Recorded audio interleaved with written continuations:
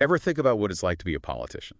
Like you're on top of the world and bam, your past comes back to bite you. Oh, yeah, that's gotta be rough. Well, that's kind of what's going on up in Canada right now. Oh, really? Yeah, we're diving into this whole thing with Canada's Employment Minister, Randy Boissonnault. Okay, so what happened? Well, he had to step down, right? Yeah.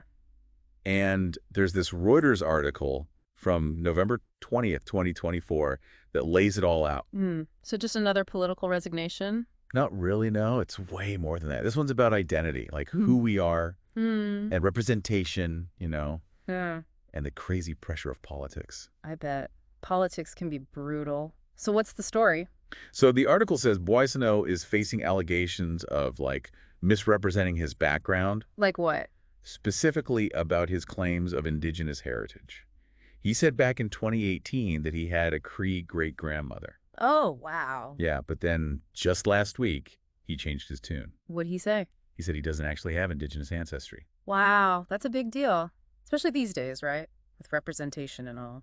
Exactly. It's like all eyes are on how Indigenous communities are represented, especially in politics. These claims are taken seriously. Yeah, any hint of misrepresentation could really hurt. For sure. If you think about the impact, right? So anyway, this whole controversy blows up, and the opposition parties are like, hey, Trudeau, you got to deal with this. Oh, so they put the pressure on, huh? Big time. And all that public scrutiny is a big part of this story. Trudeau defended Boissonnault at first. Did he really? He did, but eventually accepted his resignation. So what do you think about that with everything else going on in Canadian politics? Well, the article kind of paints a picture of the Liberal Party struggling a bit, you know? Some Liberal legislators are not happy with Trudeau's leadership. So it's like this resignation is happening while there's all this tension already bubbling under the surface. You got it. And if we zoom out, look at the bigger picture. The polls are saying the Liberals might lose the next election in late October 2025.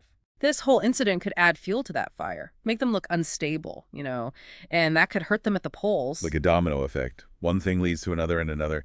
But hold on, there's more to this. It goes beyond just politics. This raises some questions about claiming Indigenous heritage in Canada, a country with a complicated past. What do you make of that? It's a sensitive issue, that's for sure. Canada has a long history of erasing Indigenous identities, which makes it hard for some to trace their ancestry, so it's a tricky situation. How so? Well, you have this desire for authentic representation, right? But it bumps up against personal identity and historical trauma.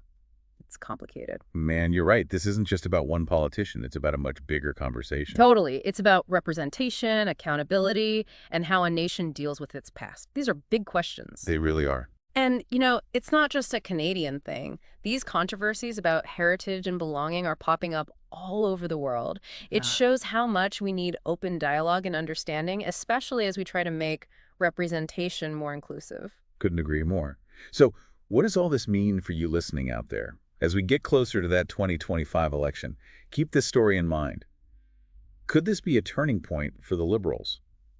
How will it shape the conversation about Indigenous representation in Canada? Good questions. These are things to really think about. Maybe it even makes you think about your own community, right?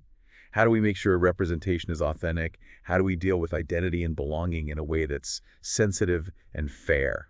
Yeah, Just something to think about. definitely.